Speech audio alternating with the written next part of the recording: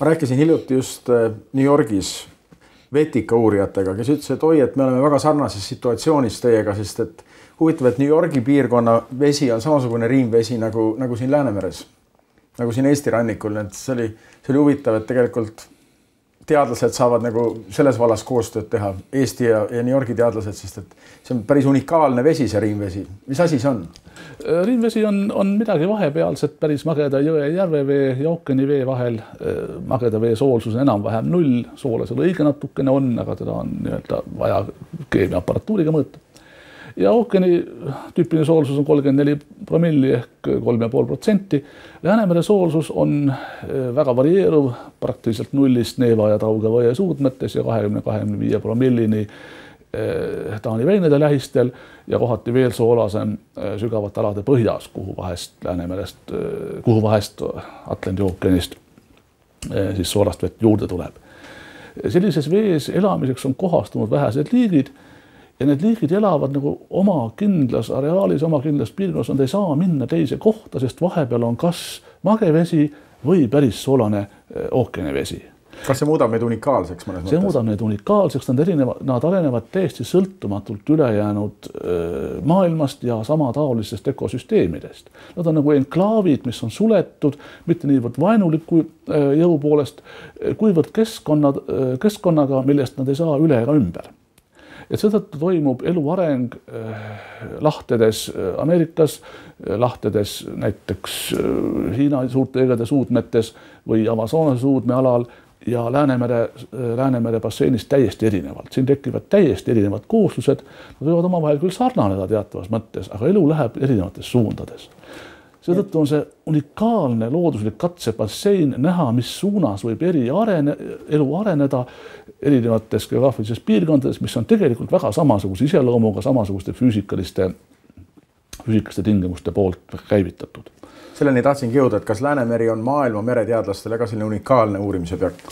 Absoluutselt unikaalne. Läänemere mereteadus on tegelikult vedanud maailma mereteadust väga tõsiselt 100–150 aastat tagasi, kui ma mõtlen nimede peale nagu Alexander von Humboldt, Martin Ekman, Martin Knudsen, vist uuesti laskma, et ei olnud Martin Ekman, vaid... Jah, võtame uuesti. Mille poolest siis Läänemeri on nii unikaalne ja kuidas ta on maailmateadust? Jah, Läänemere piirkond on olnud maailmateaduse vedur 100–150 aastat tagasi, olgus Alexander von Humboldt, kes esimesena dokumenteeris süvavee kerke fenomeni, seda ütleks ka siis upwellinguks kaasaegse barbarismina üle võetud inglise keelest. Või siis Ekman, kes lõi hoovuste teooria, või siis Martin Knudsen, kes lõi veevahetuse teooria, või ka Carl Gustav Rossby, Rootsi päritoluga Ameerika teadlane, kes näitas, kui olulised on niinimetatud synoptilised nähtused ookeanis või atmosfääris. Nii et mereteaduse alguse aegadel on Läänemeri olnud selgelt kogu maailma mereteaduse vedur pikka aega. Ja nüüd natuke filosofeerides võib arvata, et see taga on just Läänemere suhteliselt väike suurus ja võimalus seda tagasihoidlike või mõistlike vahenditega mõõta ja vastavalt ka modelleerida ja järeldusi teha. Neid võimalusi kasutati siis väga hästi ära 100 aastat tagasi, et praeguseks asjad ei ole nii ilusad, et Läänemere mereteadus on natukene olnud nagu teiste sabas sörkija. Miks? Ma arvan, et see on enese positsioneerimise küsimus. Siin piirkonnas on käinud üle ju suured sõjad ja Läänemeri on olnud jagatud mitmekümneks aastaks 2 osaks, nii et Läänemere tervikuna ei ole saanud kaasaegsete meetoditega ju mitukümmend aastat vaadata. Asjad on ju läinud lihtsamaks alles nüüd, vähem kui 20 aasta eest, kui jälle võimalik Läänemere tervikuna vaadata. Just asja osadena vaadates on ikka sama situatsioon kui 4 pimedat elevanti katsumas. Kui terve on Läänemeri? Me kuuleme pidevalt, et meri on haige, meri on reostatud. Me vajame puhtamat merd. Läänemeri on väga tundlik inimmõjule. On raske öelda, kas ta on praegu haigem, kui ta oli 100 või 1000 aastate eest. Nii on mereteadus näidanud, et Läänemere põhjas on olnud hapniku puudus regulaarselt mitmesaja aasta eest ja regulaarselt viimaste aastatuhandete vältel. Nii et see, et praegu on Läänemere põhjas hapniku puudus, ei ole mitte midagi erilist. Aga Läänemere mõjutatavuse kohta ja selle õrnuse kohta tooksime hoopis muu näite. Viimase 100 aasta jooksul on Läänemere vete läbipaistvus tervikuna vähenenud 2 korda. Ja see on puhtalt inimmõju tegevus. Me ei saa öelda, kas on hea või halb merele. Et me inimeste seisukohalt on see muidugi halb, sest meri muutub ja kõik, mis meie ümber muutub, rikub meie heaolu teatavas mõttes. Aga Läänemeri on tundlik paljudele mõjudele ja tundlikkuse taga on ennekõike tema riimveelne ökosüsteem. Siinsed liigid on harjunud elama väga konkreetsetest tingimustest, elavad tegelikult oma võimete piiril. Nad on kohastunud elama riimvees elama nii-öelda maa kontekstis. Ei ole sündinud ükski liik. Nad on kohanenud, nad on põhimõtteliselt arenenud kas magevees või merevees. Nad on nüüd sattunud siia, osa on vastu pidanud. Aga kiire küsimus vastus, kui reostatud, mida inimene tahab teada? On meie meri reostatud või on ta suhteliselt heas seisus? Meie meri oli väga tõsiselt reostatud 20 aastat tagasi. Nüüd tänu paljude riikide tõsistele jõupingutustele on reostuskoormus järsult vähenenud. See ei tähenda seda, et mere reostatus väheneb. Merel on omadus, ta töötab tohutu puhvrina, salvestades reostusained, kas siis biomassi või põhjasetetesse. Aga need ei jää sinna pikaks ajaks. Suur osa neist vabaneb teatava aja pärast, suur osa neist liigub pikki toiduahelat. Ja kui me peatame täna merereostuse täielikult, siis meri hakkab tervenema väga aeglaselt. Läänemere veemasside vahetumiseks kulub 25–30 aastat.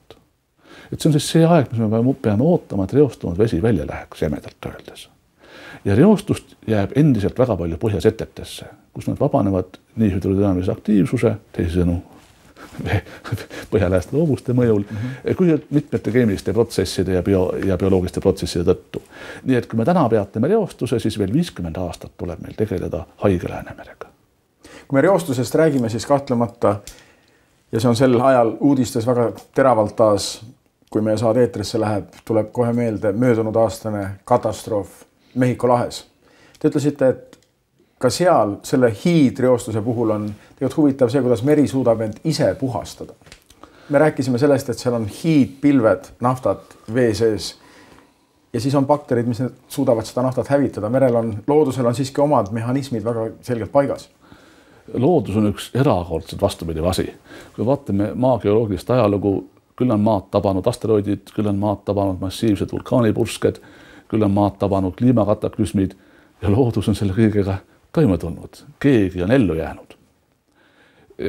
Ka naftaga on nii, et kui hukkub inimese eluks sobiv keskkond, sellest ei hävine veel loodus. Meres on tohutult palju baktereid, mitte ainult meres, vaid kogu meie maailmas. Üks uusi paradigmasid, mis tõenäoliselt on tekkimas praegu, on see, et meie elu ei ole taimepõhine, meie elu on bakteripõhine. Bakterid on loonud maa ja taimed on nii nagu jäämäe veepealne osa. Maal on palju baktereid, kes on suutnud naftat sööma ja kes naftat lausa armastavad. Sest nafta on tegelikult ka ju looduslik. Nafta on põhimõtteliselt looduslik produkt, mis on sündinud kuskil maa sügavustes pika aja jooksul ja teatavates kindlates tingimustes. Aga ta on kuna teda on olnud maailma ajaloos minevikus, ta on pääsenud ka maa pinnale paljudes kohtades, siis on olemas organismid, kes selle hakkama saavad ja kelle jaoks on loomulik elukeskkond. Neid on nii-öelda vabas vees kindlasti väga vähe kui üldse mitte. Aga vabasse veesse lasta naftat, siis on kindlasti mõni naftat sööv bakter, kes selle nafta juurde ka satub ja hakkab seda sööma. Väga jämedalt öeldes. See on väga tugevalt lihtsustatud käsitlus muidugi. Aga suure osa naftast söövad ära elusolendid. Bakterid, suur osa naftast haihtub ka muidugi atmosfääri, teatav osa naftast nii-öelda pressitakse lainete poolt kokku känkariteks, mis vajuvad merepõhja ja muutuvad setete alla. Ka see on üks viis, kuidas olukord laheneb. Et me saa öelda, et Mehhiko laht on surnud. Meri ise suudab ennast hakata puhastama lisaks inimese poolsetele jõupingutustele merd ja seda naftat sealt välja saada. Ma ei oleks siin väga optimist. Meri saab ennast puhastatud kindlasti, aga küsimus on kaua see kestab ja mida see läheb maksma ülejäänud ökosüsteemile. Nafta on siiski keskkond, kus suur osa nendest taimedest, loomadest, kaladest, millega me oleme harjunud, ei suuda elada ja naftabakterid, kelle jaoks on meeldiv keskkond, ei ole meie jaoks head naabrid. Aga siiski, kui sellest Mehhiko lahest rääkida, räägime selle asja siin samas kohas ära, et pärast tagasi tule. Mis teie prognoos on, mis seal hakkab toimuma?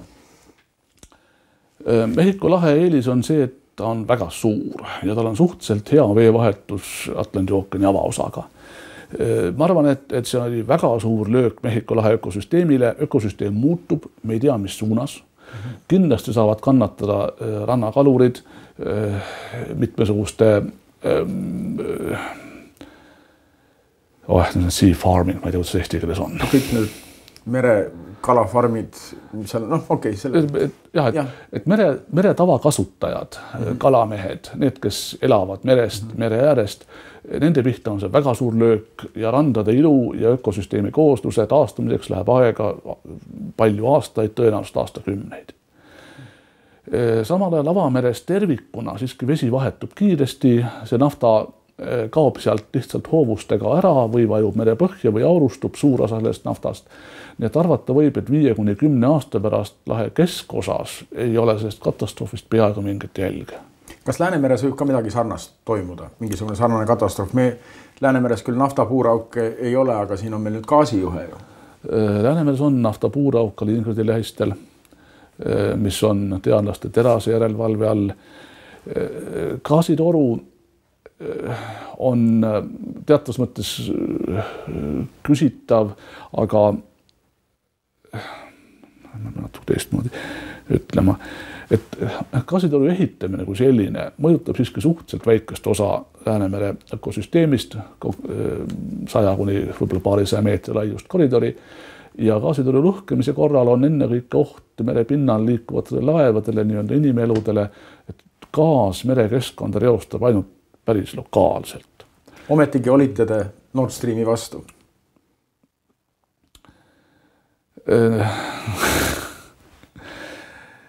Nord Streami vastu oluline projekt kui selline kutsus esile väga mitmete teadlaste küsimused ja nende arvamuste konsolideerimisel teadlased ei olnud poolt ega vastu. See, mida teadlased ütlesid, oli üks väga selge sõnum, et ei ole piisavalt andmeid otsustamiseks. Teadlased võivad olla emotsionaalselt mingi asja poolt või vastu, aga teadlastena, see ei ole teaduse küsimus, kas Nord Stream ehitada või mitte. Teaduse küsimus on see, kui suur oht sellest ehitamisest tuleneb mere ökosüsteemile ja ka inimene on ökosüsteemi osa, kui sellest tuleneb oht laeva liiklusele, meie eneste lähedaste eludele ja varale. See on see koht, kus teadlased sõna võtavad ja ütlevad, et asjad on kas õigesti hinnatud, valesti hinnatud, alla hinnatud või üle hinnatud. Ja teadlaste seisukoht oli, et hinnangud on tehtud kohati küündimatult ja ei olnud otsustamise hetkel tegelikult alust otsustamiseks. Mis teie seisukoht praegu selle gaasijuhtme suhtes on? Kui seda juba ehitatakse? Demokraatia üks põhisambaid on see, et mingi osa ajast arutatakse, siis tehakse otsus ja viiakse see täide. Ja pärast kaklust rusikatega ei ehita. Nii et nüüd on olukord nõnda, et otsus on tehtud, gaasijuhtmest on umbes 40% valmis ehitatud, nüüd tuleb eluga edasi minna, püüda oma elu korraldada nõnda, et võimalikud ohud minimeerida ja lihtsalt jälgida, mida see suur ehitus Läänemere teeb ja ennekõike püüda saavutada seadusandluse muutust selles suunas, et taolisi grandioosseid interventsioone väga tundlikel merealadel edaspidi niisama lihtsalt ei sünniks. Küsisid mu käest, et kuulge, et teil on ju see eriti tundlik mereala, Particular Vulnerable Sea, nii nagu suur vallrahu. Kas te mõtlete, mis te teete? Te kasutate sama norme ka avamerel. See lolliks läinud või? Lõpuks otse, eks ole. Et ei tohi kasutada sama norme, mis keset Atlandi ookeani kohas, mis on eriti tundlik mereala. Galapagose saartel ei ehitata naftaplatvormi ja suurest vallrahust ei tõmmata läbi torujuhet. Te ei saa mõelda üldse niimoodi. Ja eks siis jah, see on nagu see, mis ma mingis mõttes tahaksin avada, kuidas need sõnades õnnestub, on nagu teine küsimus. Et Nord Streami probleem on küsimus meie ühiskonna nõrkusest, Läänemere jagatusest pikka aega 2 osaks ja nende osade võimetusest omavahel koostööd teha.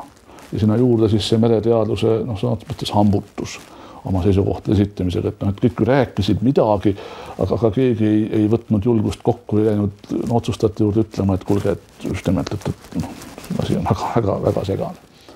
Aga teadlaste seisukohti lõpuks ju siiski arvestada. Tohutu hulk rumalusi korjati välja ja projekt tehti ümber palju kordi, nii et see töö on andnud väga positiivse tulemuse.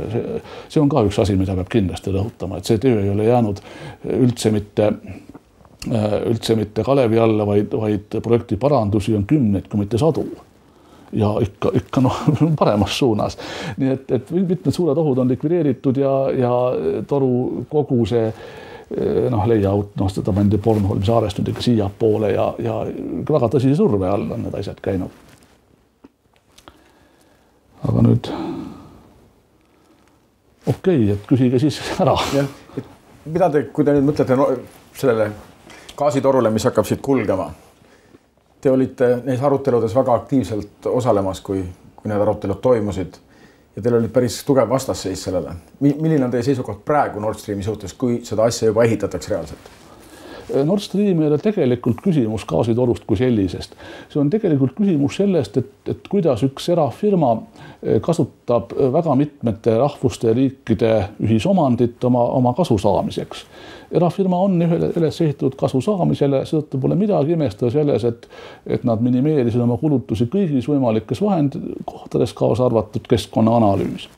Et pigem on Nord Stream peegel meie ühiskonnale, ühiskonna tervikuna Läänemere ümbruse ühiskondade konglomeratsioonile, samuti ka peegel Läänemere mereteadusele ja peeglist paistev pilt on selline, mida mereteadlased tegelikult ei tahaks hästi uskuda, et nende peegeldus selline on. Mingis mõttes peegeldas see kogu protsess Läänemere ümbruse mereteaduse fragmenteeritust, teadlaste eneste võimetust mosaiigist tervikpilti kokku panna ja veel enam raskusi oma mõtete konsolideerimisel üheks hääleks, mis oleks jõudnud otsustajate kõrva korraliku ja tõsise argumendina. Võib-olla kõige olulisem nihe mõttes teistsugune paradigma, mida oleks pidanud kasutama. Läänemeri on eriti tundlik mereala. Sel merealal ei saa kasutada neid norme ja piire ja nõudeid, mille kasutatakse Vaikse ookeani keskosas, mille reostamine või millele kahju tekitamine kauge asuvaid randu üldse ei mõjuta. Tõenäoliselt on siin süüdi ka jutumärkis asjaolu, et Läänemeri on olnud aastakümneid jagatud 2 pooleks. Nende pooled ei ole suutnud omavahel siiski kommunikatsiooni astuda ja piisavalt informatsiooni vahetada ja ühist keelt leida. Nii et Nord Streami puhul ma ennekõike näeksin siin väljakutset tulevikku. Taolised väga suured ehitised, väga delikaatsete omadustega, väga tundlikel merealadel peaks olema mitmekordse tähelepanu all ja pigem peaks nii teadlased kui poliitikud sellest protsessist õppima ja püüdma asju tulevikus nii sättida, et meie ühiseid varandusi saaksime kasutada ikka ennekõike konsensuse alusel. Mulle pane selle, et mingi ekraan oleks taga valge, et must laik seal ei oleks lihtsalt. Aga kui nüüd vaatate, kui te nüüd seda Nord Streami projekti vaatate, kas te tunnete või näete, et ka teie hääl on seal kuidagi seda projekti sellisel kujul, nagu ta praegu on mõjutanud, et mingil määral ka teie arvamusi arvestati, te ütlesite, et teadlased siiski suutsid mõjutada seda protsessi?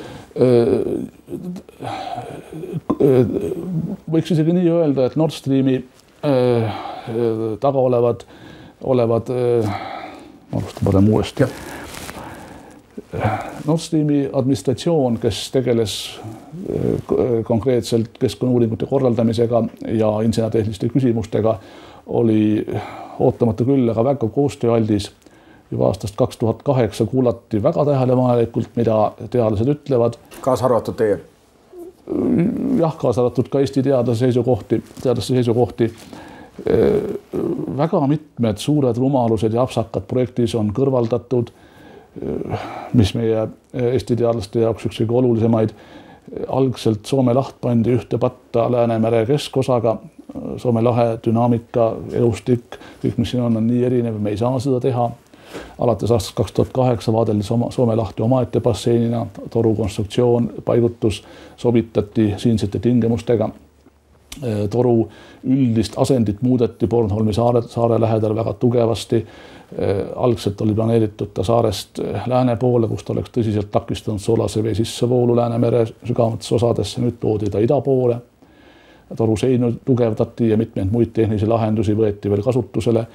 Nii et päris kindlalt võib öelda, et teadlaste aktiivne vahele segamine on toruga seonduvaid ohte väga olulisel määral vähendanud.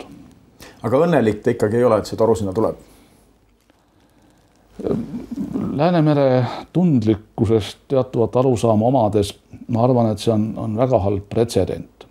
Toru on põhimõtteliselt poliitiline otsus. Toru rajamisel teatas Gazprom kohe päris alguses, et toru rajatakse merepõhja, vältimaks ebastabiilse majandusliku ja poliitilise situatsiooniga riikide läbimist. Nii et seal toru asendil merepõhjas ei ole mitte mingit pistmist ei majanduslike ega tasuvuskriteeriumitega. Taga on puhtalt poliitiline otsus.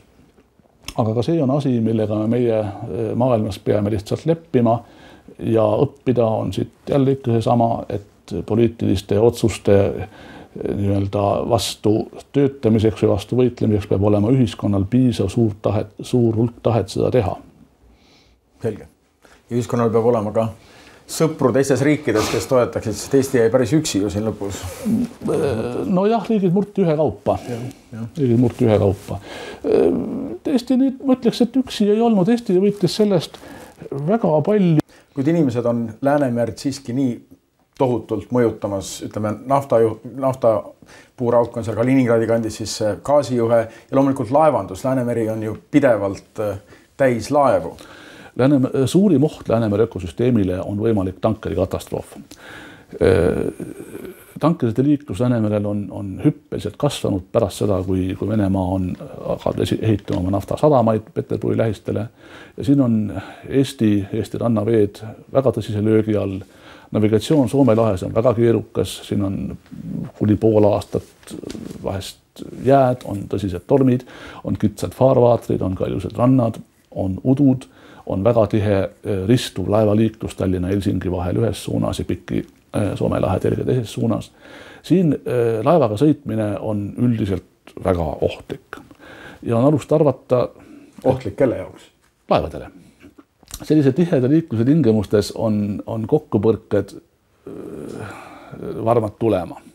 Samuti on võimalik ju alati, et laeval juhtub tehniline rike, mootor jääb seisma, tuul ajab laeva karidele ja nii on sündinud laevaõnnetusi, tankeriõnnetusi ja mastaapseid reostusi väga mitmes maailma piirkondades.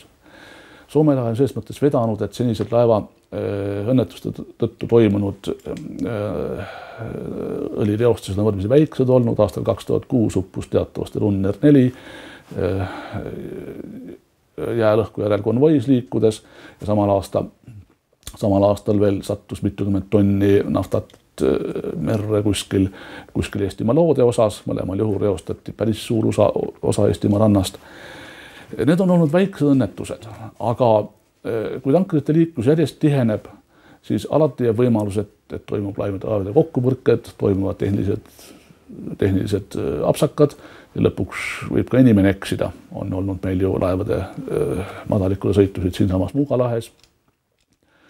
Kui nüüd peaks juhtuma õnnetus mõne suurema laevaga, annaks taevas, et see ei sünniks tankeriga, siis voolab Soome lahte selline kogus, võib voolata Soome lahte selline kogus naftat, mis hävitab meie ökosüsteemi 10 aastateks. Mehhiko lahe ökosüsteem elab troopika tingimustes. Seal on palju soojust, valgust, toitaineid mõistlikul määral. Seal on võimelised elama väga paljud liigid. Meil on võimelised elama vähesed liigid. Ja kui nende väheste liikide elu tehakse veel keerulisemaks kattes terve lahe naftavaibaga, siis me ei saa arvata, et see elu alles jääb. Seda vajab väga pikka aega taastumiseks. Üks meie uurimissuundadest praegu on just seotud laevaliiklusega seonduvate ohtude vähendamisega. Hoovused transpordivad võimalikku reostust nii, nagu nemad tahavad. Hoovussüsteem on siin väga keerukas, nagu me rääkisime. On väga raske prognoosida, kuhu täpselt hakkab naftalaik liikuma. Mida me teeme? Me püüame rehkendada välja, millised mereosad on head või vähem ohtlikud selles mõttes, et kui sinna satub naftareostust, et siis see ei lähe tundlikele aladele või randa. Mõnedest kohtadest merel läheb reostus randa peaaegu kohe ja mõnedest kohtadest kulub nädalad enne, kui ta randa jõuab. Püüame rehkendada välja ohtlikud ja ohutud kohad ja anda soovitusi laevaliikluse korraldamiseks nii, et laevad liiguksid mööda merd nõnda, et võimaliku õnnetuse tagajärjed oleksid väiksemad.